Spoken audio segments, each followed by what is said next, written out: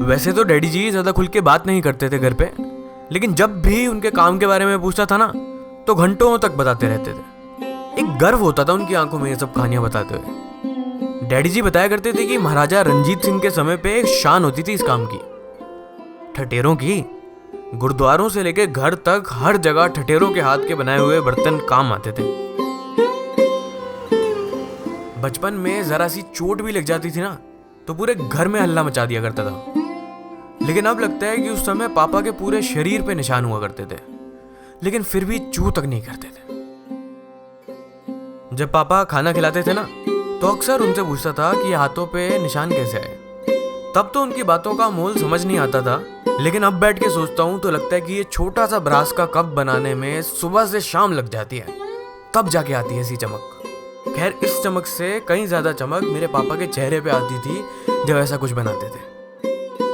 और ये फक्र हो भी क्यों ना, हर ठठेरे की अपनी खुद की कला है, चाहे वो उनके हाथों की सफाई हो या उनके औजारों की ठनकार।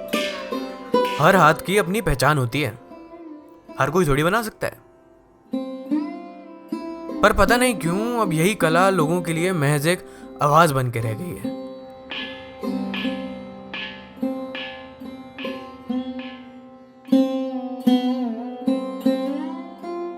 बड़े होके मैंने भी पापा के काम में हाथ जुटाना शुरू कर दिया। तब वो बचपन के सवाल का जवाब खुद ही मिल गया। तब जाके पता लगा कि एक बेरूप सी चीज को रूप देने में कितनी मेहनत लगती है। 10वीं पास करके जब नए दोस्तों के साथ घूमता था तो कई बार वो मजाक उड़ा के बोलते थे कि ठक ठक करने नहीं गया आज। बुरा तो लगता था, लेकिन फिर पापा को मेहनत करते देख एक शान भी महसूस होती थी। अब तो दुकानों पे पीतल का एक आध बर्तन मिल जाए वो भी बड़ी बात है। ऐसे ही पता ही नहीं लगा कब गलियों के शोर के साथ साथ ये बर्तन बनाने वाले ठठेरे भी कम हो गए।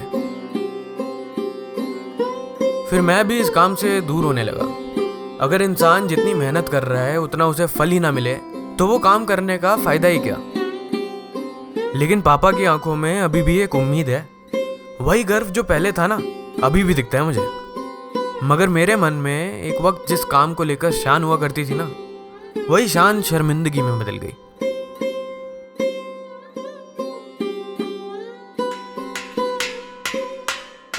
वैसे ठठेरे की मार को शोर समझने वाले तो बहुत गुजरते हैं इन गलियों से, लेकिन कारीगर की कदर करने वाले कम ही रुकते हैं इन दरवाजों पे।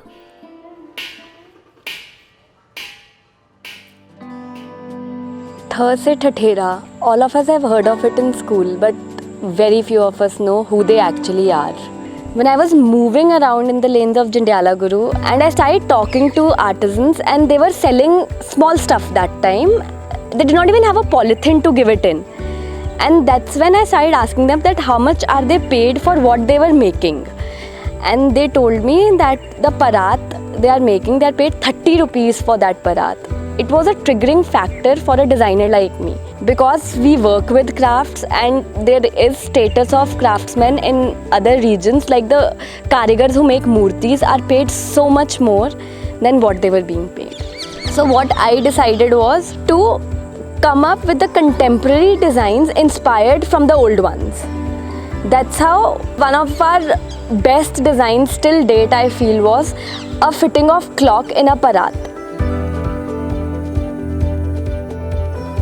And since I was working with Enactus SRCC and they have a lot of experience with how to work in collaboration with the government, after seeing the kind of work we were already doing with the community, and since it was a UNESCO recognized community, people started knowing of it. And that is when Cultural and Tourism Minister of Punjab, Mr. Navjot Singh Sidhu, got interested in it and he called us for a meeting. And that is when he decided that he wants to officially launch the project with the Tateras, where he wants to meet all the Tateras and understand whatever they were going through, why is their craft dying, and understand all nitty-gritties of the small town like Jandiala Guru. Now every Tatera has a prize of his own for a product which is as small as a cup.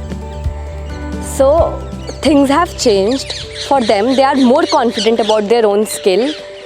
When I went there for the first day, I would only see them making those patilis. When you go there today, you will see every second Tatera making a cup, which I feel is a pride.